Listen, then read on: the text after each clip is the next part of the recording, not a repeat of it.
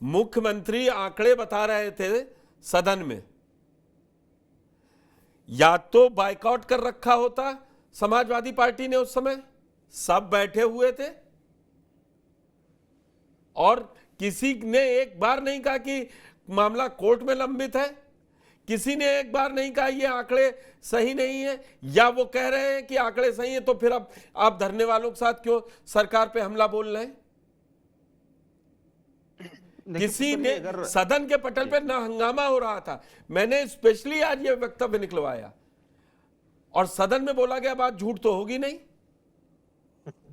अब ये अशोक जी हंसने से नहीं, आप लोग लगातार 69,000 शिक्षक के अभ्यर्थियों को गुमराह करते रहे, इसलिए आज आपसे मैंने शुरुआत की है। या तो मैं आऊंगा, अभी जैनेंद्र जी के पास भी आऊंगा, लेकिन पहले आपकी जिम्मेदारी है, विपक्ष में उस समय बात क्यों नहीं उठाई? देखिए पुष्कर जी, मैं उसी बात से शुरू करता हूं। बिल्कुल। जो आपने कहा कि सदन में कोई झूठ नहीं बोल सकता, आप ये बताइए, यही माननीय योगी जी मुख्यमंत्री थे जब हमारे नेता प्रतिपक्ष आज अशोक जी, आज मैं उन्होंने मंदिर पे क्या बोला, मस्जिद पे क्या बोला, हिंदू, मेरे लिए जो नौजवान अपनी नौकरी बचाने के लिए लड़ाई लड़ रहे हैं या पाने के लिए लड़ रहे हैं, मेरे लिए दोनों बराबर है, क्योंकि मामला कोर्ट में है। जी जी, जो आपकी सियासी जिम्मेदारी थी वो कहां थी? बता रहा हूं पुष्कर जी। देखिए, तो आप ये बताइए, कोई मुख्यमंत्री अगर सदन में खड़ा होकर झूठ बोलता है तो उस पर क्या एक्शन हो सकता है? कोई एक्शन है? कोई नियम कानून कहीं नियमावली में है कि अगर कोई मुख्यमंत्री सदन में खड़ा होकर और झूठ का पुलिंदा पढ़ रहा हो तो उसके लिए क्या नियम? आप बोलेंगे अभी नहीं, अगर वो कहेंगे माफिया को मिट्टी में मिला देंगे तो अखिलेश यादव कूद जाएंगे सीट से। आप ऐसे कैसे एक मुख्यमंत्री की भाषा हो सकती है? और अभी पूरे सदस्य बैठे हुए थे तब किसी की आवाज नहीं निकली। मैं बता कैसी बात कर रहे हैं आप पुष्कर जी? बता रहा हूं, 86 में से 56 एसडीएम यादव हो गए। अब फिर इस सदन में सुन लीजिए, मेरी बात हो जाने दीजिए, फिर आप अपना कमेंट करिएगा। 86 में से 56 एसडीएम यादव हो गए। योगी जी ने कहा था, अभी तक वो लिस्ट दे नहीं पाए। उनका झूठ पूरे देश और प्रदेश के आगे बेनकाब हुआ। कितने बड़े झूठ बोलने वाले मुख्यमंत्री हैं मोदी जी के बाद। दूसरी बात, आपने जो कहा कि सदन में विरोध क्यों नहीं हुआ, माननीय मुख्यमंत्री जी दलीलें दे रहे थे, तो माननीय मुख्यमंत्री जी जो दलीलें दे रहे थे वो सरकार की तरफ से दे रहे थे।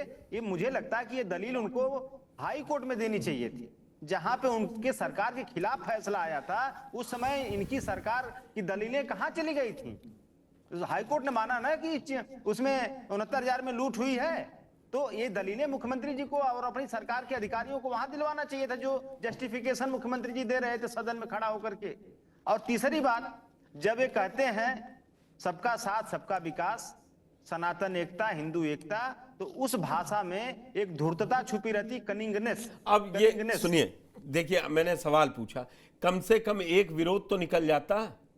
एक तो कहते ये कैसे बोल रहे हैं, कोर्ट में कोई एक सदस्य कहीं पे तो खड़ा होकर बोल सकता था। अशोक जी कैसी बात आप कर रहे हैं? आप भी जान रहे हैं, ईमानदार, बाहर ही निकल के प्रेस कॉन्फ्रेंस कर देते।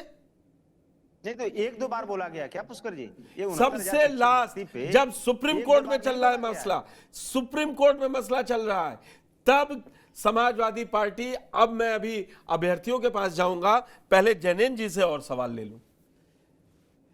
जैनेंद्र जी, जब हाई कोर्ट की डबल बेंच ने फैसला दिया था तो माननीय मंत्री जी अशोक राजभर जी ने साफ कहा था कि ये हां गलती हुई है, मुख्यमंत्री जी को गलत समझा दिया गया है और हम अब ये ठीक करवाएंगे। अब तो मुख्यमंत्री कह रहे हैं कोई गड़बड़ी ही नहीं हुई है और ना तो दोबारा लिस्ट बनी। और अब स्टैंड क्या है आपका? अनम्यूट कीजिए। हमारे नेता माननीय ओम प्रकाश राजभर जी ने बहुत समय से ये 69,000 शिक्षक भर्ती का मामला उठाया था। इससे पहले 68,500 जो शिक्षक भर्ती है उसका भी मामला उठाया था। अनुदेशक हो, चाहे शिक्षा मित्र हो, चाहे पीजीटी वाले हो, इनका मामला भी उठाया था और समय समय पर सदन में बाकायदा उठाया और बाकायदा इनके अभ्यर्थियों के जो ग्रुप बने हुए थे उनसे भी समय समय पर मुलाकात की है। और उनके जो भी आवेदन थे वो लेके उस पर चर्चा भी की है, और सरकार से बाकायदा इसी विषय पर अलग से मिले भी थे जब सरकार के साथ नहीं थे।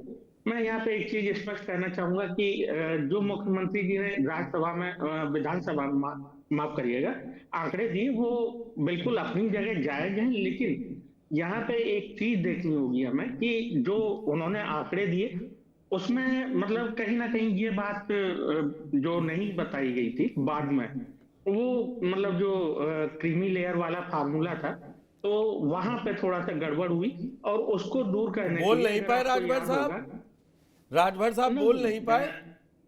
नहीं, जिस दिन इलाहाबाद हाई कोर्ट का फैसला आया था उस दिन फिर माननीय केशव मुझे प्रसाद वहां मत मौर्य ले जी ने जाइए ना और माननीय जैनेन जी, ओम प्रकाश हम और राजभर आप, जी ने दोनों ने हम और आप इलाहाबाद हाई कोर्ट के फैसले का तारीफ की थी जी। तारीफ की, तो फिर मुख्यमंत्री के वक्तव्य का कोई बात ही नहीं कही। मैंने इसीलिए आज अशोक यादव जी से पहले पूछा। यहाँ मैं एक और चीज बता दूं, बिल्कुल कि सही अगर कह रहे आपको हैं याद मुख्यमंत्री होगा- जी अगर आपको याद होगा विधानसभा में खुद मुख्यमंत्री जी ने ये कहा था कि मामला अदालत के विचाराधीन है, इस वजह से विधानसभा के अंदर इसके ऊपर मैं चर्चा नहीं हो सबसे सकती। लेटेस्ट बयान दिखा रहा हूं, अब मैं सबसे जी, लेटेस्ट लेटेस्ट बयान दिखा दिखा रहा दीजिए। हूं, और इसीलिए बिल्कुल। मैं कहता हूं कि समाजवादी पार्टी हो या कोई और पार्टी हो, आप लोग इन अभ्यर्थियों के साथ राजनीति कर रहे हैं। भड़काते रहे आप लोग 22 से पहले पूरा।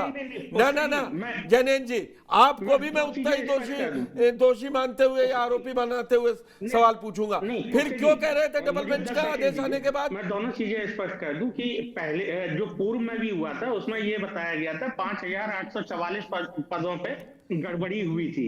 5844 के बनिस्पत 6800 की भर्ती निकाली गई, लेकिन हम उस चीज का क्या करें जब हाई कोर्ट ने दोनों भर्तियों को रद्द करने की मांग वो फैसला दिया, उन्होंने हमें समय भी दिया कि आप नई भर्तियां जो आप सरकार से क्या कह रहे हैं भाई? नई लिस्ट आप सरकार में हैं, जारी करिए। आप सरकार में हैं, क्यों नहीं नई लिस्ट जारी करवाई?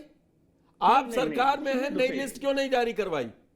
मैं पहले भी इसी बात पे जब डिबेट हुई थी आप ही के साथ हुई थी, तब भी मैंने बताया था कि हमें जो समय सीमा दी गई थी उसमें हम ये प्रयत्न कर रहे थे कि जो अग्रणी समाज के अभ्यर्थी हैं वो भी ना छूटे, और जो पिछड़े समाज के रह गए हैं उनको भी समायोजित किया जाए। सरकार बहुत बड़ी होती है, वो ना तो चयनित को छोड़ेगी ना अभ्यर्थियों को छोड़ेगी। नहीं, दोनों को लेके चल रही थी, दो लिस्ट बनाई जा रही थी पुष्कर जी। उसके बाद अचानक से मामला सुप्रीम कोर्ट में चला जाता है, तो उसके बाद लिस्ट लग मैंने जाती है। 5 शो किए तो मुझे मालूम था ये मामला तब तक चलता रहेगा कि लिस्ट बन रही जिस दिन तक वो सुप्रीम कोर्ट नहीं। अब आपने क्या किया जब सुप्रीम कोर्ट में 5 सुनवाई अलग हो गई? नहीं, मैं आपको बता देता हूँ, मेरी अमिताभ सर से भी इस बारे में उसी दिन चर्चा हुई थी, अमिताभ जी से भी, और उन्होंने भी यही कहा था कि आप इंतजार करते रहे कि सुप्रीम कोर्ट में चला जाएगा। मैंने उस दिन भी ये बताया था स्पष्ट कि अगर हम लिस्ट पहले दिन ही निकाल देते तब भी वो सुप्रीम कोर्ट में जाना था, लेकिन सुप्रीम कोर्ट क्या कहती, जैसे उसने जून 2022। अरे आप तो अपना काम करते जिनके लिए लड़ रहे थे, सुप्रीम कोर्ट क्या करती है अभी बता दीजिए, सुप्रीम कोर्ट क्या फैसला करने वाली है? सरकार में ऐसे कार्य नहीं होते कि उस पर आगे जाके फिर से कोई तलवार लटक जाए। सरकार में कैसे काम होते हैं? एक दिन में संभल से लेके वाराणसी तक सब फॉलो करवा लेते हैं। देखिए जैनेन जी, आप भी जानते हैं मुस्कुराने से काम नहीं चलेगा। मैं वो डिबेट कर रहा हूं जो लोगों के पंचायत के चुनाव में भी हाईकोर्ट का आदेश आया था, आनंद फानंद में वाला लिस्ट, अरे तुरंत ही पंचायत के चुनाव में मना कर दिया, और सारे लोगों ने पढ़ा भी नहीं था, तुरंत ट्वीट हो गया था उस समय। जैनेन जी, मानिए कि सत्ता में बैठे तो हाँ करनी पड़ेगी, ठीक है। मैं डॉक्टर सुनील कौशिक के पास जाऊंगा और आज आखिरी में विजय यादव और अभिषेक श्रीवास्तव के पास, ठीक है जैनेन जी। नेक्स्ट राउंड आता है ना डॉक्टर साहब, ये आज इतना जो अभी था ना, मैंने इसीलिए दिखाया, हर राजनीतिक पार्टी अपने हिसाब से लेती, उसको कब हवा देनी है। अब कुंभ में पहुंच जाएंगे, अभी कल से सारे नेता समाजवादी पार्टी के उतर जाएंगे कि ट्वीट भी आ जाएगा कि इनका ख्याल नहीं कर रहे हैं। जब करना था सदन के अंदर तब चू नहीं निकली। देखो अशोक यादव जी ने एक सवाल का जवाब क्या दिया, हम क्या करते, कई बार झूठ बोलते हैं। आप सरकार में रहे हैं, आपको नहीं पता कि सदन में कोई सदस्य झूठी सूचना देता है। मैं वही कह रहा हूं या तो उसी सदन सत्र जो चल रहा है, या तो उसी में संशोधित बयान आएगा, या अगला सदन चलेगा उसके पहले सप्ताह में वो संशोधित, जहां जो झूठ बोला है उसको संशोधित करके वो देंगे। अरे कई बार चेंज हुए हैं, यहाँ से लेके लोकसभा राज्यसभा सब इस जगह। मुद्दे पर क्या समाजवादी पार्टी ने लिखित में सदन को अवगत कराया? मैंने तो पूछा, नहीं कराया। और ना आपने इस पर प्रेस कॉन्फ्रेंस भी की बाहर जाकर के। और यदि सदन की उस समय कार्रवाई देखेंगे, हम लोग तो देख रहे थे उस समय, एक भी पत्ता विपक्ष की तरफ से नहीं हिला। और सत्ता पक्ष भी बहुत धीमे धीमे ताली बजा रहा था कि कहीं ऐसा ना हो कि पकड़े जाए बाहर। ठीक, सत्ता पक्ष तो था ही, लेकिन विपक्ष की स्वीकृति, मैं तो स्वीकृति कहूंगा इसको, कि सदन में विपक्ष की स्वीकृति थी जो मुख्यमंत्री जी बोल रहे थे या मुख्यमंत्री ने जो आंकड़े दिए। ऐसे मुद्दे पर अधिकतर हमने देखा है सदन चलते हुए विपक्ष सहमत नहीं होता है तो नारेबाजी करते हुए तो बाहर निकल जाएगा या धरने पर बैठेगा या बवाल करेगा, बोलने नहीं देगा। लेकिन एक भी किसी सदन में किसी भी एक विपक्ष के सदस्य की एक आवाज तक नहीं निकली। इसका मतलब विपक्ष भी राजनीति कर रहा था उस समय कि जो कुछ होगा उसमें हम राजनीति ढूंढेंगे कि आगे हम कैसे इसको करेंगे। आप देखिए, जैसे आपने कहा कि साहब जो अभी सरकार के प्रतिनिधि बोल रहे थे ओम प्रकाश राजभर जी की पार्टी के, हाईकोर्ट का आदेश आया पंचायत के चुनाव को लेकर के कि जो उसी एक्ट पे बसपा ने चुनाव कराया, उसी पे सपा ने कराया, उसी पे भाजपा करा रही थी। हाँ। लेकिन सिविल सोसाइटी के व्यक्ति गए, कोई पार्टी नहीं गई। बिल्कुल। और क्या? सिविल, और उसमें आदेश आया खिलाफ, बिना समय गंवाए हुए।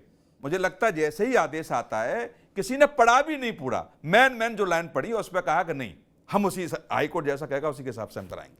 तो आप ये बताइए कि यदि इसमें आप सुप्रीम कोर्ट तक या अपील तक तैयारी, मतलब आप चुप रहे और आप अपेक्षा करते हो कि मीडिया ने तो पहले दिन से ही इस पर चर्चा की कि सही क्या है गलत क्या है। और मैंने चर्चा सुनी। बिल्कुल।